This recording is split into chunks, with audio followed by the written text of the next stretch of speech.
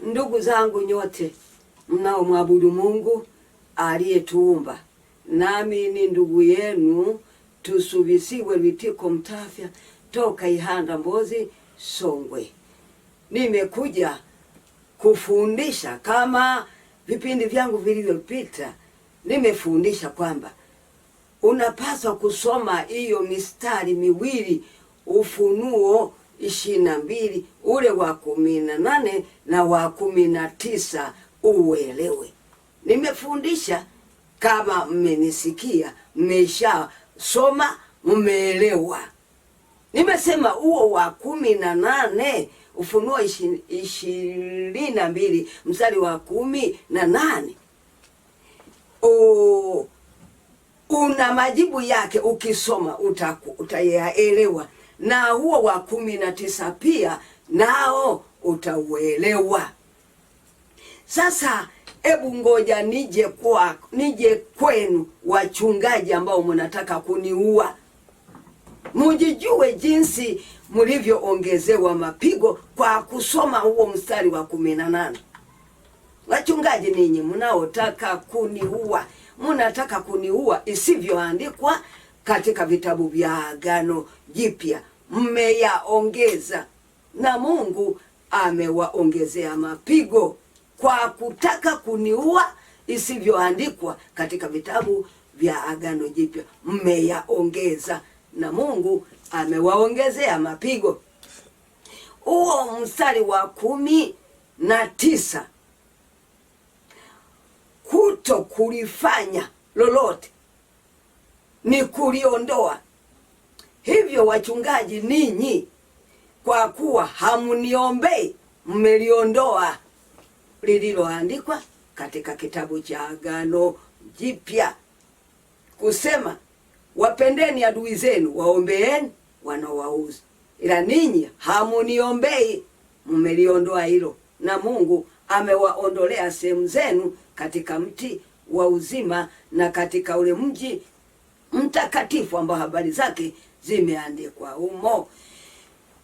Hapo jijueni kwamba ndivyo mlivyo kwa kutaka kuniua kusikoandikwa katika vitabu vya Agano Jipya. Maana katika vipindi vyangu nimefundisha kwamba unaposoma vitabu vya Agano la Kale kuanzia Mwanzo hadi Malaki, soma tu, wala usiwe unayafanya kama ulivyo yasoma, wala usiwe unayafundisha, maana hayo ni maagano mawili tofauti, hayachanganywi. Ndo ninyi wachungaji mnaotaka kuniua, mmesoma vitabu vya Agano la Kale, mmekuta Daudi aliua, ndo na ninyi mnataka kuniua, lakini ni maagano mawili tofauti, hayachanganywi. Mnataka kuniua isivyoandikwa katika vitabu vya Agano Jipya. Hamuniombei kama ilivyoandikwa katika kitabu cha Agano Jipya. Mumeongezewa mapigo, mumeondolewa sehemu zenu katika mti wa uzima na katika ule mji mtakatifu ambao habari zake zimeandikwa humo. Kipindi kilichopita nilifundisha kwamba mchungaji wa yote, hata kama upo Zambia, hata kama upo Malawi, hata kama upo Tanzania, hata kama upo Kenya, mchungaji nisikilize, unayewafundisha washirika wako kutoa fungu la 10 na malimbuko umeyaongeza. Huo ndo mstari wa 18, umeyaongeza, na Mungu amekuongezea mapigo kwa kuwafundisha washirika wako kutoa fungu la 10 na malimbuko visivyoandikwa katika vitabu vya Agano Jipya. Hapo umeyaongeza. Huo ndo mstari wa 18 na umeongezewa mapigo. Mchungaji, usivyowafundisha washirika wako kuwapa watu vitu, umeliondoa lililoandikwa katika kitabu cha Agano Jipya. Injili ya Luka 6:38, Yesu anasema wapeni watu vitu.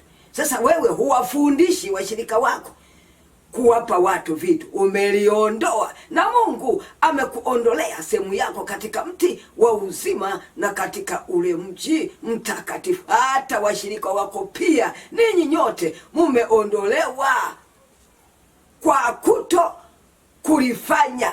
Huo ndo mstari wa 19 ambao umeandikwa kwamba na mtu yeyote akiondoa lolote katika maneno ya unabii wa kitabu hiki, Mungu atamuondolea sehemu yake katika mti wa uzima na katika ule mji mtakatifu. Nimefundisha kwamba unapaswa kujua kwamba maneno yaliyoandikwa katika vitabu vya Agano Jipya kuanzia Mathayo hadi Ufunuo ni maneno ya Yesu, kama Yesu anavyosema katika ile Mathayo 7:26.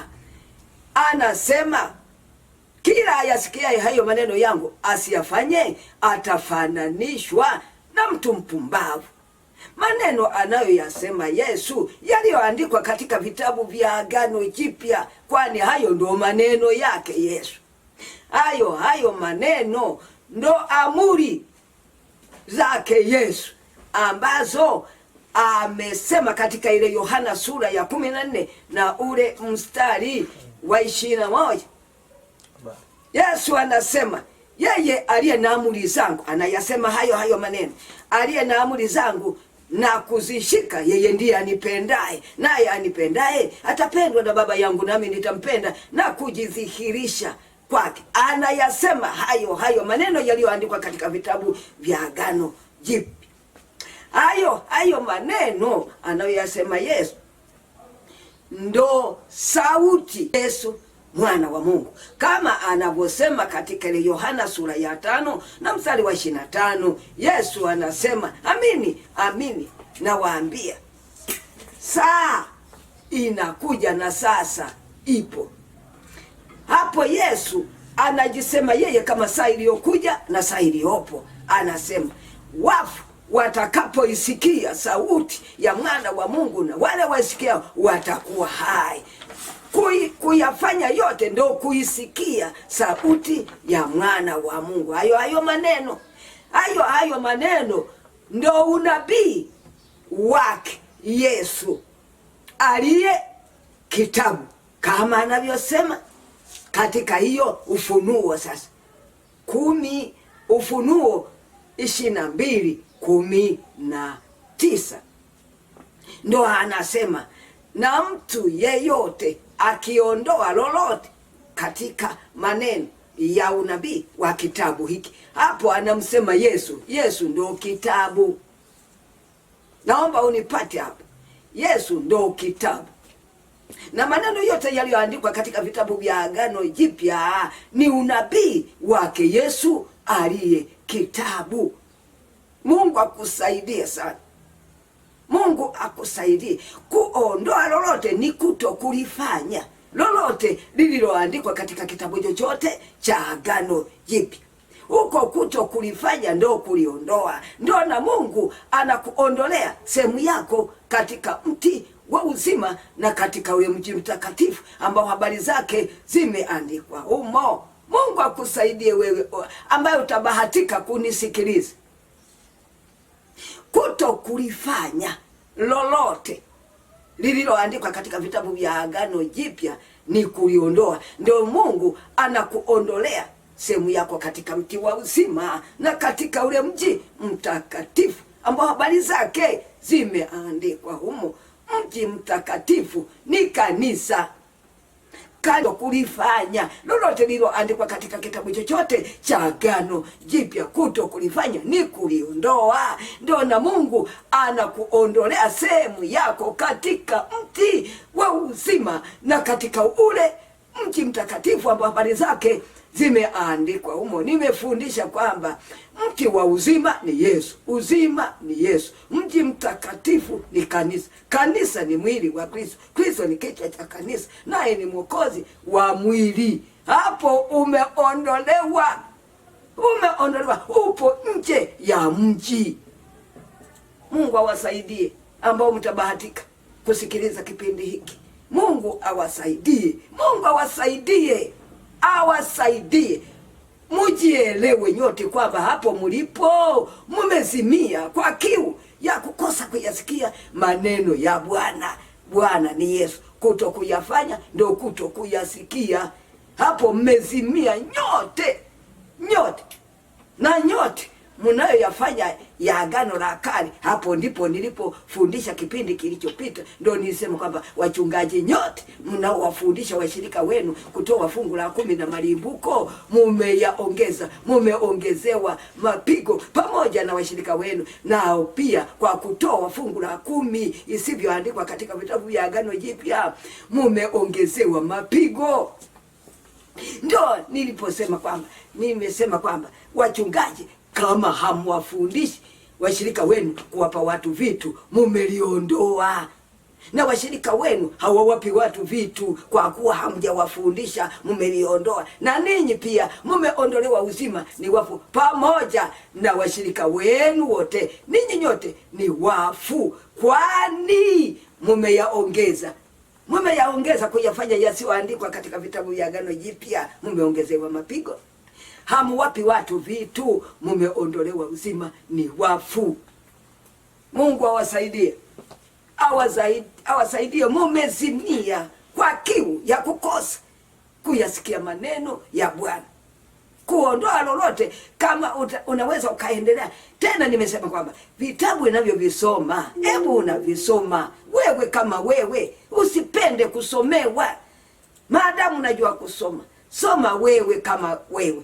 Ile Mathayo 5 ile mistari 3 utakuta pale Yesu anasema kuondoa, yani kuvunja amri moja. Huyo atakayevunja amri moja katika amri hizi zilizo ndogo atakuwa mdogo katika ufalme wa mbinguni. Linganisha na ile Ufunuo 22 ule wa 19. Kuondoa lolote huko ni kuvunja amri moja katika amri zake Yesu, ambazo zinasema kwamba hayo maneno ndio amri zake Yesu. Kuto kulifanya lolote huko ni kuvunja amri na kuwa mdogo katika ufalme wa mbinguni. Nisikilize ndugu zangu, nisikilize, ni ndugu yenu. Imempendeza Mungu kuwaokoa watu wake wanaotamka kwamba tumeokolewa, tumeokolewa. Wasijue kwamba hawajaokolewa, bali walishaondolewa uzima. Ni wafu, ni wafu, ni wafu, ni wafu. Na ndipo niliposema kwamba wachungaji nyote ni wafu, ni wafu, ni wafu, kwa kuto kuwafundisha washirika wenu kuwapa watu vitu. Hilo mmeliondoa, lililoandikwa katika Injili ya Luka 6:38. Hicho ni kitabu cha Agano Jipya. Kuto kuwapa watu vitu, umeivunja hiyo amri ya Yesu. Ni mdogo katika ufalme wa mbinguni.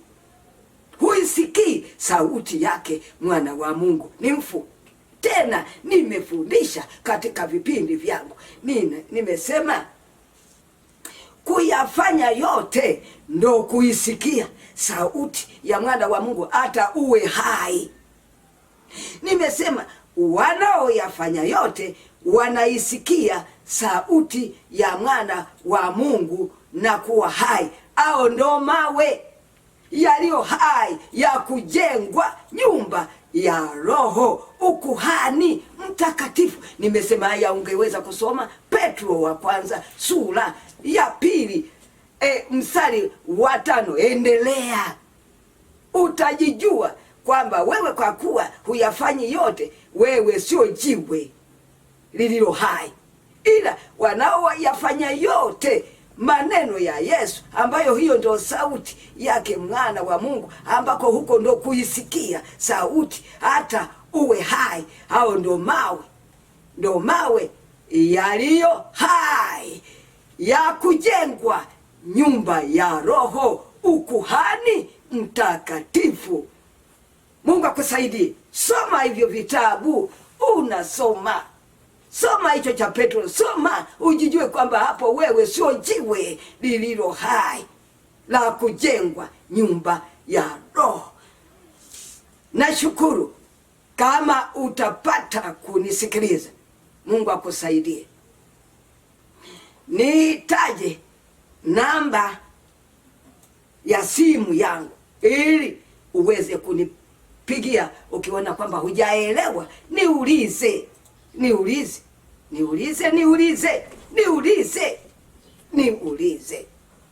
Namba yangu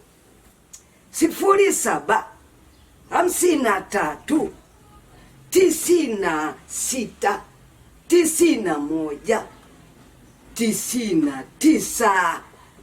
Niende kumshukuru Mungu wangu. Baba yangu uliyeniumba, baba yangu uliyeniumba, Baba usiye na mpinzani, uliniumba. Ungekuwa na wapinzani kama wanadamu, ungepingwa Baba, nisingeumbika. Lakini kwa kuwa hupingwi, utakalo kulifanya na hilo hufanyika kama unavyotaka. Na kushukuru kwa siku ya leo, kwa tarehe hii ya siku ya leo, kwa maana ni mpya toka utotoni mwangu, sijawahi ifika. Umeruhusu niamuke, na usalama huu nilionao umetoka kwako. Umeruhusu ili uweze kukitumia kinywa changu kadiri unavyotaka. Nani apinge sasa, Baba yangu? Nani apinge? Hupingwi utakalo kulifanya.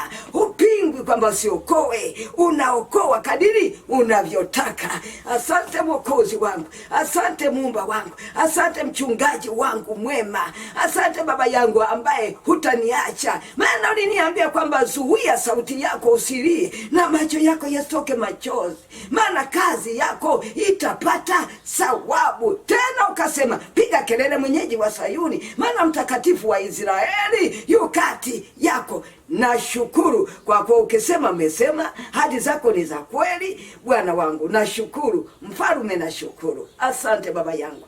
Endelea kumtafakarisha kila mmoja viumbe wako ambayo pia unapenda waokolewe kama unavyotaka waokowe. Unawaokoa wewe mwenyewe, hatuna mwokozi mwingine zaidi yako, wewe peke yako. Asante Baba yangu, nashukuru. Ni haya machache katika jina lako Yesu Kristo aliye hai. Amen.